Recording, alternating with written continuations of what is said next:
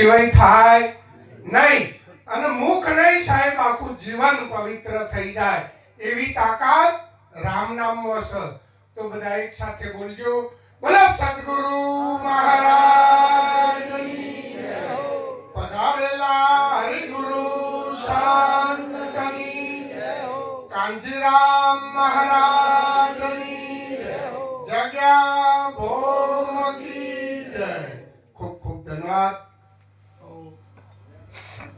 આવો જે સંત સમાગમ રાખી આપણે બધાનું પ્રગટ પરમાત્મા સ્વરૂપ જે દર્શન કરાયું એ બદલ કોંજીરામના આખા પરિવારને કોટી કોટી વંદન.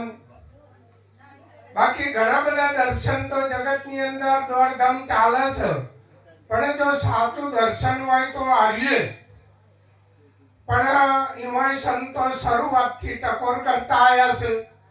એમાં સીતાજી રાડ પાડતો હતો તે ભગવાનને કીધું તું રામને કે મહાધર્મ બતાવો. હવે હોય પાત્ર બનાવવાને કે નહીં મેળ પડે. રામને શું કીધું કે સીતાજી તમારે મહાધર્મ જાણવો હોય ને તો પાત્ર બનવું પડશે. હોય કેટલી બધી ટકોર કરી તોય ફેર પડતો નથી. તો થોડી જાગૃતિ લાવો બાપા. આ સંતોના શબ્દો તમે જેવા તેવા ના માનતા.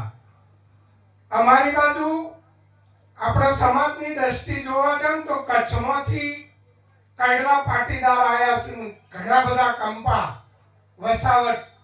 હવે સાહેબ 5000 નહીં 10,000 ની સભા હોય ને તો આમ ખીલી પડે તો અવાજ ના સંભળાય.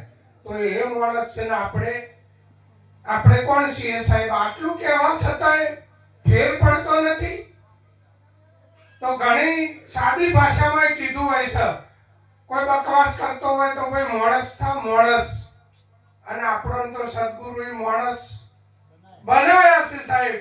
તો એ મેળ ના પડે તો પછી શેના બન્યા? સંત સભામાં આવીએ તો સાહેબ આપણામાં પરિવર્તન થવું જોવે. નકર પછી આવવાથી શું ફેર પડ્યો? આ કિંમતી સમય તમારો જેવો તેવો માનો છો સાહેબ. આવો સમય પોતાનો ફાળવીને અહીંયા પધાર્યા છો તો ખૂબ વિચારે જેવું છે સાહેબ.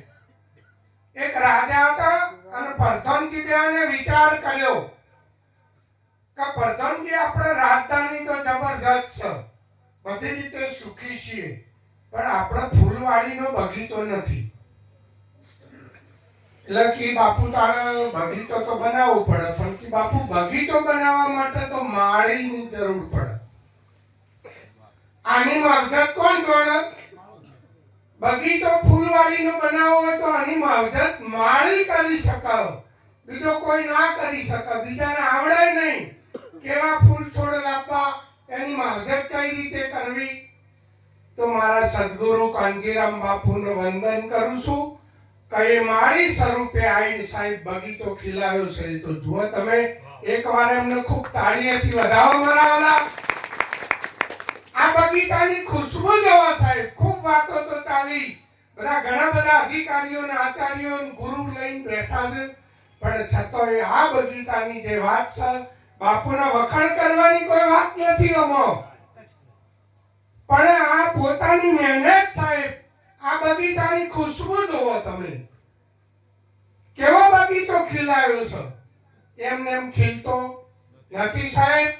પોતાના જીવનની અંદર કઈ પરિવર્તન લાવવું હોય તો આવા સંતોના સંગમાં જવું પડશે, બાકી તો મેળ પડે એવો નથી. હમણાં 2-4 દિવસ પહેલા અમારી ભોણિયાનું લગ્ન હતું. બધા બેઠા હતા મંડપની અંદર. એટલે પ્રસંગમાં તો બધા શણગાર સજીને આવે ને. અમારા ભુરારામ બાપુ રહ્યા ને એવા બધા લંગરીઓ તમે જુઓ તો પછી આમ બેસે ને વાળીઓ. પછી આવો સત્સંગ ચાલતો હતો. આપણે તો સત્સંગ બીજી વાત હોય ને એટલે આવા વડીલો વાળીઓ બેસીને કે આ જગત ગોડું છે અને તમે કયો એ સાચું. કીધું બાપા એવું તો નથી કહેતા અમે તમને ગોડા તો, પણ ગોડા 4 પ્રકારના બતાવે બાપુ. એક તો અરે ડાયા, તમે કીધું ગોડા નહીં, તમે તો ડાયા છો. પણ કીધું ડાયા 4 પ્રકારના બતાયા. એક ડાયો, એક દોઢ ડાયો, એક કેવો, એક હળંગાયો અને ચોથો ડાપણ ડાયો. હવે આ 4માં કીધું તમે કેવા ડાયા છો એ બતાવો. તમે ડાયા છો અમાર ગોડા કેવા નથી, પણ આ 4 ડાયા બતાવ્યા એમાં તમે કેવા ડાયા છો. હવે પોતે કીધું વિચાર કરી લ્યો, તમારામાં ડાપણ છે કે ગોડ પણ છે? અરે જનાવરને ખબર પડે સાહેબ, એક ઉંદેડું હોય ને, ઉંદેડું તો પેલો નાગ ચિતરેલો હોય ને એના ઉપર બેઠું બેઠું ખાય. અને બિલાડી હોય તો સાહેબ પેલા ઉંદરડો હોય ને ચિતરેલો તે બાજુ તાક નહીં. તો જનાવરને આટલી ખબર પડે છે ને આ ડાયા રહ્યા ને ઊંધા પડી ગઈ 7 વખત. બોલો, આ 7 વખત ઊંધા પડી ગઈ તો કેટલા બધા ડાયા ગણે. આ જુવાત કરાવવાનું ડાપણ. આ જગતની અંદર બધા ડાયા રહ્યા ને એ દોડવા માંડ્યા છે, પણ એ ડાપણ તમારું હોય ચાલે એવું નથી સાહેબ. ડાયા તો કૂદકા મારી મારીને કાદેવમાં જ પડવાના, પણ કાદેવમાંથી નીકળવું હોય તો આવા સદગુરુ સંતોનું શરણું સ્વીકારવું પડશે. બાકી તો કોઈ દાડો મેળ પડે એવો નથી. આ જીવન તો જેવું તેવું નથી મળ્યું સાહેબ. આ જીવન જેવું તેવું નથી મળ્યું. સંતોએ આને અમૂલ્ય કીધું કે આનું મૂલ્ય ના થાય એવું જીવન મનુષ્યનું. પણ મનુષ્ય ના થઈએ તો સુધી તો આ મૂલ્ય બને એવું નથી સાહેબ. જો તો કૂટાવાથી મેળ પડાયો નથી, ના જગત તો કૂટાઈ ગયું છે. તો આવો અમૂલ્ય અવસર મળેલો ફોગટમાં ના જાય એના માટે સંતો આપણને ખૂબ ટકોર કરે છે. તો આ શબ્દો ગમે ત્યારે આપણે સંત સભામાં જઈએ ને તો સાહેબ ખૂબ સ્થિરતા રાખવાની જરૂર છે. વાતો તો આપણે જ્યારે મળીએ ત્યારે કરવાની, પણ આ સભામાં ખૂબ ધ્યાન રાખવું. આ શબ્દો તમને તમે કરોડો રૂપિયા ખર્ચો તો નહીં મળે, બીજું બધું મળી જશે. આખા જગતની અંદર બીજો તીરથ વરત બધું મળશે, પણ સાહેબ આ શબ્દો જે અમૂલ્ય રહ્યા સંતોના, આપણું જીવન પલટાઈ દી, આપણું જીવન ધન બની જાય એવા શબ્દો મેળવવા હોય તો આવી સભામાં આવો તો ખૂબ બીજી વાતોને પડી મૂકજો અને નિષ્ઠાથી આ શબ્દો ગ્રહણ કરજો. તો જ સાહેબ મેળ પડશે, અને આમાંથી કોઈ ફરક પડે એવો નથી. અને અંધશ્રદ્ધામાં બહુ રહેતા ના. સૂકો ઠૂંઠાનું ફળ કોઈ દાડો આવે નહીં. સૂકો લેબડો હોય કે વડલો હોય એને કોઈ દાડો ફળ આવશે નહીં. વાબો હોય તો નહીં આવે. એટલે જગત રીને સૂકા ઠૂંઠે વળગ્યું છે. અને ભક્તિની વાતો સંતો કરે છે ને પણ બહુ ઊંચી છે. હવે સાહેબ આટલી બીડીનું ઠૂંઠું હોય તેના ગુલામ થઈને આપણે જીવવું હોય, પેલી ટાપલી મારે શું કહેવાય? હવે વનાય ગુલામ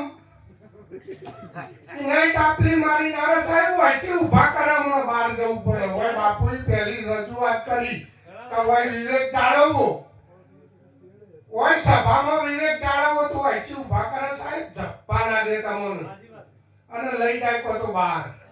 તો આના ગુલામ કા જો આવી એક સામાન્ય વસ્તુના ગુલામ થઈને જીવતા હોઈએ તો ભક્તિની વાત તો બહુ ન્યારી છે. હા, એ તો વચનનો મહિમા છે. આવી એક ઠૂંઠું બીડીનું આટલું ના જપવા દેતું હોય તો ભક્તિ એમ થાય એવી નથી. એટલે સાહેબ સંતોના શબ્દો બહુ વિચારીને હૃદય સુધી પહોંચાડજો. હૃદય આખું જગત કરે છે, પણ સાતીનું હૃદય ના સમજતા. સાતીના હૃદયમાં કેમ ના આવ્યો શબ્દ, કેમ ના આવ્યો એવું ના સમજતા. પોતાની સમજણ રૂપી જો હૃદય હશે ને તો એમાં ફિટ થશે આ શબ્દ. એટલે ખૂબ વિનંતી કરું છું કે આ વસ્તુ પ્રાપ્ત કરવા જેવી છે તો ચોક્કસ આવા કોઈ સદગુરુના શરણમાં જઈને ધારણ કરી લેજો. આ ફેરો ફુગટમાં જાય ના, ફરીથી નહીં મળે મારા વાલા. આટલું કઈ મારી વાણીને વિરામ આલું. બોલો સદગુરુ મહારાજ.